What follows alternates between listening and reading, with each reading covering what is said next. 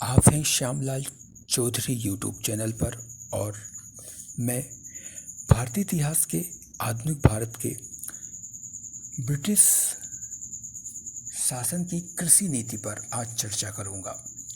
आयात के लिए भारतीय दस्तकारों के तथा दूसरे माल खरीदने, पूरे भारत की विजय का खर्च उठाने, ब्रिटिश शासन को मजबूत करने, आज के हिसाब से बहुत अधिक वेतन देकर ऊंचे प्रशासकीय तथा सैनिक पदों पर हजारों अंग्रेजों को नियुक्त करने तथा भारतीय ग्रामों और दूर दराज के क्षेत्रों में उपनिवेशवाद की पूरी घुसपैठ करने के लिए आवश्यक आर्थिक और प्रशासकीय खर्च उठाने के लिए कंपनी को भारतीय राजस्व की आवश्यकता थी और इस आवश्यकता को पूर्ति कृषि भूमि कर से ही हो सकती थी।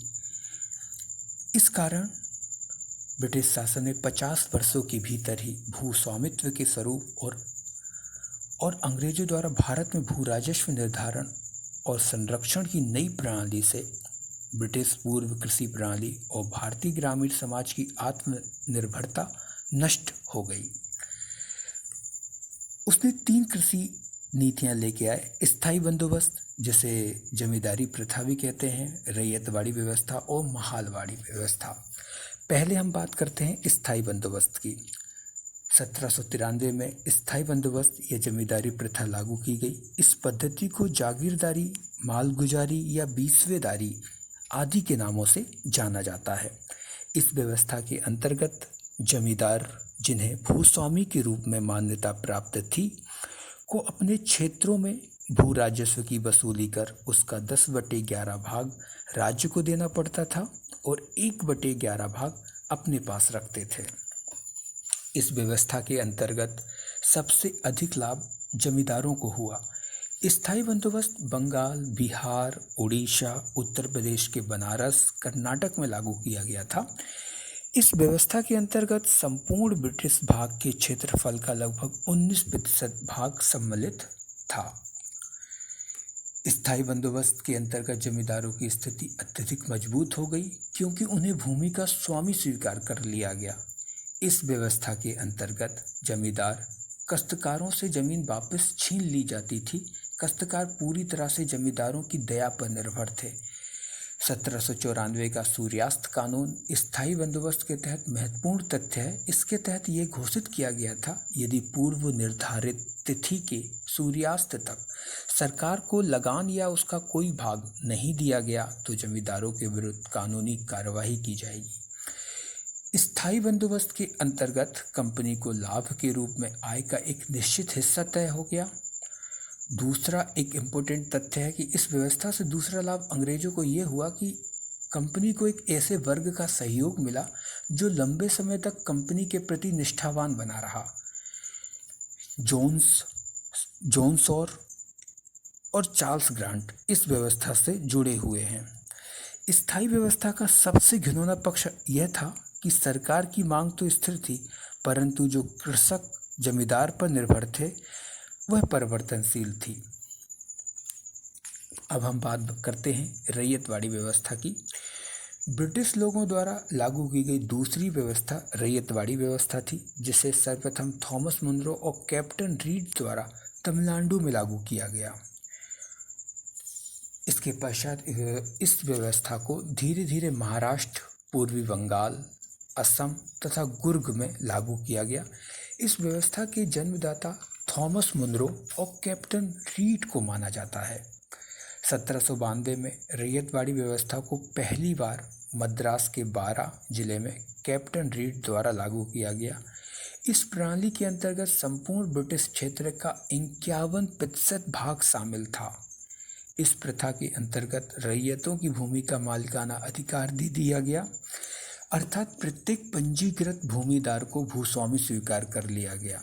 रैयतवाड़ी व्यवस्था का मुख्य उद्देश्य भू राजस्व की नियमित वसूली और रैयतों की स्थिति में सुधार था। एल्फिंस्टन, चैपलिन और विनगेट महोदय इस व्यवस्था से जुड़े हुए थे। रैयतवाड़ी व्यवस्था का 2 प्रमुख दोष ये था कि इसमें अत्यधिक भूमि कर था और उसकी अनिश्चितता थी।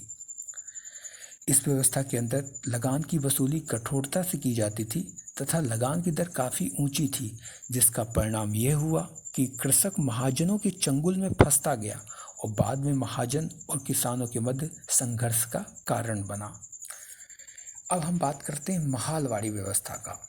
जमींदारी और रैयतवाड़ी दोनों प्रथा विफल होने के बाद महालवाड़ी व्यवस्था को लागू किया गया। इस व्यवस्था में भू राजस्व का निर्धारण महल या संपूर्ण ग्राम के उत्पादन के आधार पर किया जाता था। महालवाड़ी व्यवस्था ब्रिटिश भारत के कुल क्षेत्र का 30% भाग लागू थी। ये व्यवस्था उत्तर भारत, आगरा, अवध, मध्य प्रांत, पंजाब के कुछ हिस्सों में लागू थी। महालवाड़ी व्यवस्था सर्वप्रथम अवध और आगरा के कुछ प्रांत में लागू की गई। यह व्यवस्था पूरी तरह से असफल हुई क्योंकि इसमें लगान का निर्धारण अनुमान के आधार पर किया जाता था और इसी का लाभ उठाकर कंपनी के अधिकारी गलत ढंग से लगान की वसूली करने लगे। मार्टिन बर्ड, होल्ट मैकेंजी इस व्यवस्था से जुड़े हुए थे। महालवाड़ी व्यवस्था में मार्टिन बर्ड को उत्तरी भारत में भूमि कर व्यवस्था का प्रवर्तक माना जाता है। अब हम बात करते हैं भू राजस्व नीति के दुष्परिणाम की। ब्रिटिश शासन की भू राजस्व नीतियों का भारत की कृषि अर्थव्यवस्था पर विनाशकारी प्रभाव पड़ा। ब्रिटिश शासन द्वारा इन व्यवस्थाओं के माध्यम से बनाए गए भूस्वामी केवल एक लगान प्राप्त करने वाले व्यवसायी की तरह थे। उन्होंने विदेशी राजनीतिक शक्ति के एजेंट की भूमिका निभाई। ब्रिटिश शासन द्वारा निर्धारित लगान व्यवस्था के दबाव में ग्रामीण समाज का पुराना राजनीतिक, आर्थिक, सामाजिक ढांचा टूट गया। कृषि उत्पादन से ग्रामीण जनता की आवश्यकताएं पूरी की जाने के बजाय उसे बाहरी बाजार की आवश्यकताओं के अनुकूल बनाया जाने लगा। भू राजस्व की नीति किसानों के लिए उत्पीड़नकारी थी। ब्रिटिश शासन के अधीन किसानों की ऋणग्रस्तता में तेजी से वृद्धि हुई। किसानों की अत्यधिक ऋणग्रस्तता के कारण जमीन किसानों के हाथों से बड़े पैमाने पर साहूकारों के हाथों चली गई। साहूकारों ने किसानों का शोषण करने के लिए कानूनी तरीके के अलावा ऋण में दी गई राशि से अधिक राशि के बांड पर हस्ताक्षर करवाने, जाली लेखा जोखा रखने आदि कपटपूर्ण उपाय भी अपनाए। नई भूमि व्यवस्था को लागू करने तथा निर्धारित धन की अदायगी की भू राजस्व व्यवस्था का एक परिणाम यह भी हुआ कि ग्रामीण कृषि का पुराना उद्देश्य अर्थात गांव के उपभोग के लिए उत्पादन के स्थान पर अब बाजार के लिए उत्पादन ने ले लिया। ब्रिटिश उपनिवेशिक काल में भारत में औद्योगिक आवश्यकता को ध्यान में रखकर फसलें उगाई जाती थीं, इसलिए खाद्यान्नों की भारी कमी होने लगी।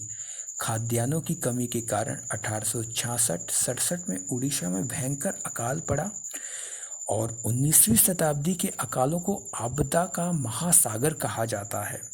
भारतीय इतिहास का सर्वाधिक भयंकर अकाल 1876-78 के दौरान मद्रास, मैसूर, हैदराबाद, महाराष्ट्र, पश्चिमी संयुक्त प्रांत और पंजाब में पड़ा।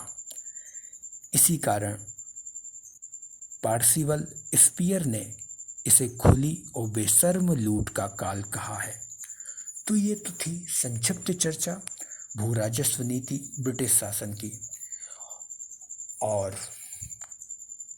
इसके जरिए हमने ये जाना कि अंग्रेजों की भू राजस्व नीतियों का उद्देश्य क्या था, उसके प्रावधान क्या थे और उसका दुष्परिणाम क्या था। कल फिर मैं कुछ नए तथ्यों के साथ अर्थव्यवस्था के एक नए टॉपिक के साथ आऊँगा। और चलते चलते एक सवाल पूछता हूँ आपसे। भारतीय इतिहास में जौनपुर शहर काफ़ी सुर्खियों में रहता है।